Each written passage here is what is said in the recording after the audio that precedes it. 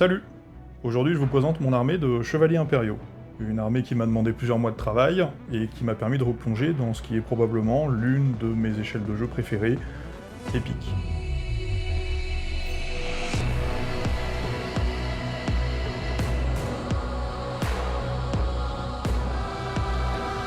J'apprécie particulièrement l'échelle épique pour plusieurs raisons. Son aspect économique déjà.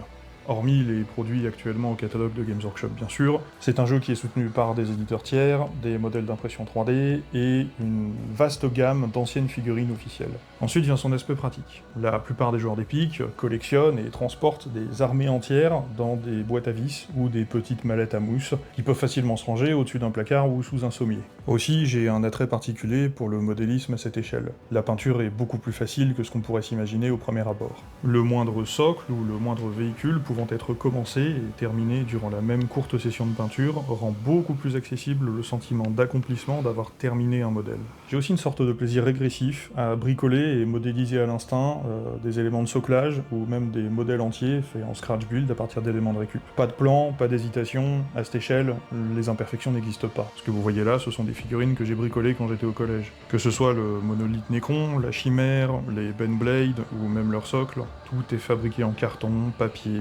tige plastique, trombone et coton-tige. Sauf ce petit gars là, c'est un Ratling en plastique provenant d'une boîte d'Epic Armageddon. Il existe aussi des fous furieux qui transforment le moindre socle de jeu en diorama, comme ces sublimes sorts de bataille ou ce concert de Goth Rock. Et enfin, point culminant du hobby, le jeu. Les jeux épiques, et je dis bien les jeux car ils sont plusieurs, dont Légion Imperialis n'est que le représentant le plus récent, exploitent leur échelle particulière. Le champ de bataille, immense en comparaison des figurines, nous plonge davantage dans la guerre du 41e millénaire et son inéluctabilité. Ici, une infanterie à pied ne pourra faire guère mieux que défendre une position restreinte ou occuper un bâtiment si elle n'a pas de transport motorisé à sa disposition.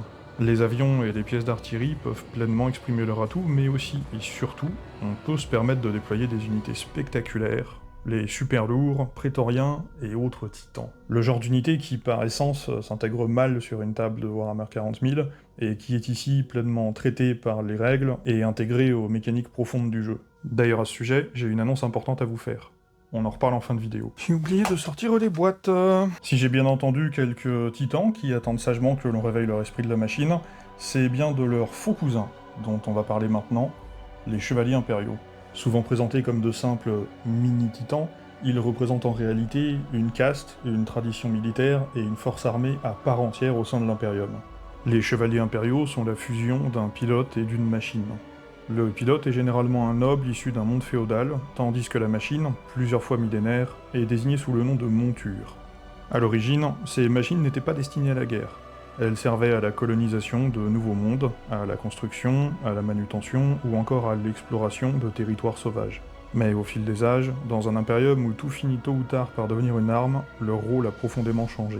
Aujourd'hui, elles appartiennent à de puissantes maisons, ayant prêté allégeance soit à Terra, soit à Mars, devenant respectivement des Questor Imperialis ou des Questor Mechanicus. Sur le champ de bataille, les chevaliers ne compensent pas leur faible nombre par une simple accumulation de blindages ou d'armes toujours plus grosses. Leur véritable force réside dans leur mobilité, leur polyvalence et leur capacité à se soutenir mutuellement. Chaque classe possède son propre rôle, ses forces et ses faiblesses. Les armigères sont les plus petits représentants de cette noblesse guerrière. Rapides et relativement légers, ils servent souvent d'éclaireurs ou d'unités de soutien, sécurisant les flancs et protégeant leurs aînés.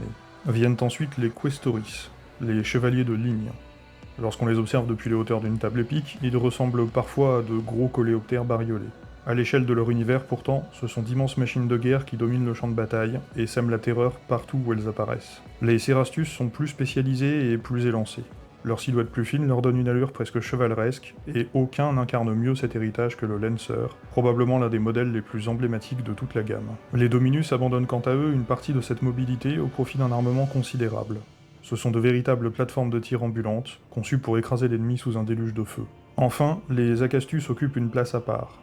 Ils sont les plus rares, les plus précieux et les plus impressionnants des chevaliers impériaux. Leur taille les rapproche dangereusement des plus petits titans, au point qu'ils semblent parfois brouiller la frontière entre les deux. Mais cette frontière n'est pas une question de taille. Un titan est piloté par un équipage entier dont les membres unissent leurs esprits pour supporter le poids psychique de la machine. Un pilote d'Acastus, lui, est seul face à un esprit de la machine ancien, guerrier et difficile à maîtriser. Lorsqu'un pilote prend place sur le trône Mechanicum, il ne se contente pas de contrôler sa monture. Les deux fusionnent temporairement. La machine transmet alors des souvenirs de milliers d'années de bataille, mais aussi des traces laissées par les générations de pilotes qui l'ont précédé. Des fragments de personnalité, d'émotions, de victoires, de défaites et parfois de folie. Ce processus explique en grande partie pourquoi les pilotes de chevaliers sont aussi particuliers. Beaucoup semblent vivre dans une réalité qui n'appartient qu'à eux, comme s'ils étaient les héros d'une légende oubliée. Ils ne se voient pas comme les opérateurs d'une machine de guerre géante, mais comme des nobles partant accomplir une quête ou terrasser un monstre. Et sur le champ de bataille, cette mentalité influence directement leur comportement. Un lancer, par exemple, aura souvent toutes les peines du monde à rester sagement en retrait pour suivre un plan élaboré par un officier.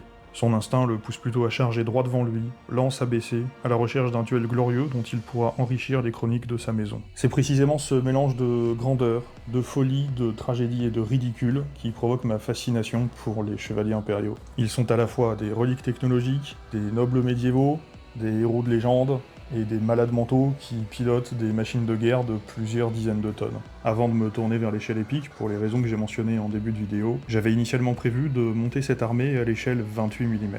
Pendant plusieurs années, j'avais même accumulé les boîtes nécessaires au projet, notamment les Battle Force de Noël. Mais au moment de lancer mon activité de peintre professionnel, j'ai dû faire des choix. Revendre tout ça m'a permis de financer une partie du matériel dont j'avais besoin pour démarrer. D'ailleurs, si vous avez des figurines à faire peindre, mon site est en description. Le projet n'a pas disparu pour autant, il a simplement changé d'échelle.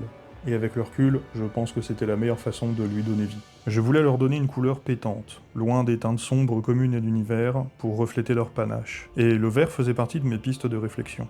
En fouillant un peu dans le lore, je suis tombé sur la maison Vironi, une maison de chevaliers active durant les résidus russes.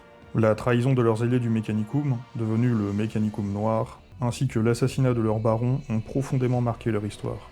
Depuis, leur identité est teintée d'amertume, de méfiance et d'un désir de vengeance qui les distingue des maisons plus héroïques ou flamboyantes. Ils se battent sans joie ni gloire, uniquement dans la froide haine de leurs ennemis. Et quoi de plus terrifiant qu'une machine de guerre dévastatrice, pilotée par un fou dont la seule chose le retenant à la raison est la haine qu'il éprouve pour vous. C'est à ce moment-là que je me suis dit, oui, c'est eux que je vais peindre. Pour ça, j'ai commencé par monter toutes les figurines en ma possession. Un mélange d'impression 3D et de boîtes avantageuses comme le Battle Group qui était en édition limitée et qui orne maintenant mon mur. J'aime convertir mes figurines, mais le montage des figurines modernes, avec parfois une douzaine de petites pièces à coller, c'est une toute autre affaire. J'ai réalisé quelques modifications, notamment en inversant la pose des jambes et en effectuant un kit bash pour reproduire un Knight Defender. Mais globalement, je n'ai pas pris beaucoup de plaisir sur cette étape. Cela dit, j'ai bien aimé travailler sur les bannières ainsi que sur les poses de mes sénéchaux et mon baron, même si cela représente finalement une petite partie du travail.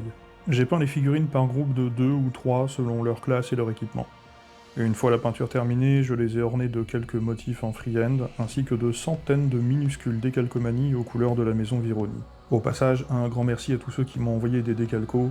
Sans vous, je n'aurais probablement pas pu terminer mes chevaliers. Chose intéressante, en plus de l'exercice intensif de la pose de décalco, j'ai aussi expérimenté pour la première fois les lavis à l'huile. Leur usage est très imparfait et je fais beaucoup mieux maintenant, mais ça m'a permis de faire l'ossature des chevaliers beaucoup plus facilement. J'ai simplement passé un lavis de streaking grime sur la sous-couche métallisée, puis je l'ai soustrait avec un coton-tige avant de passer une couche de vernis brillant.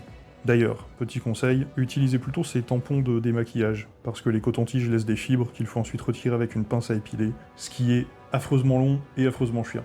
Au final, je crois que cette armée résume tout ce que j'aime dans Epic. Le plaisir du modélisme, la satisfaction de voir un projet avancer rapidement, les grandes batailles, les énormes machines de guerre qui trouvent enfin leur place sur une table, et surtout, ces figurines capables de raconter une histoire malgré leur taille minuscule. Pendant longtemps, je pensais que ces chevaliers n'existeraient qu'à l'échelle 28 mm, quelque part entre une liste d'envie et un projet repoussé à plus tard. Finalement, ils ont trouvé leur place ici. Et aujourd'hui, je peux enfin les considérer comme terminés. J'en suis particulièrement fier.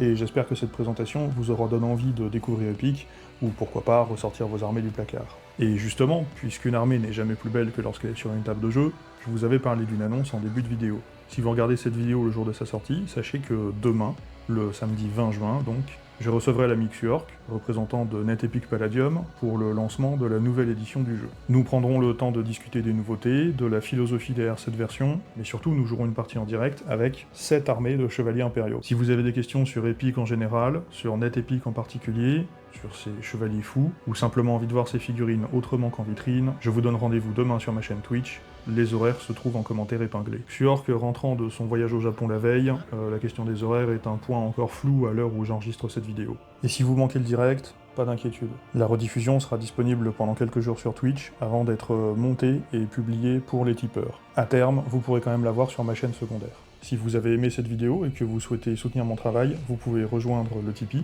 me passer une commande de peinture, ou bien faire l'achat de figurines chez mon partenaire imprimeur 3D, Arrakis Miniature, avec mon code promo ASTRO15 pour bénéficier de 15% de réduction sur vos achats. Il ne propose pas d'échelle épique, mais pour vos figurines 40K, Old World ou Age of Sigmar, ces prix sont imbattables. Quoi qu'il arrive, ne laissez jamais un noble médiéval conduire un réacteur nucléaire bipède. L'histoire a prouvé que ça finissait mal.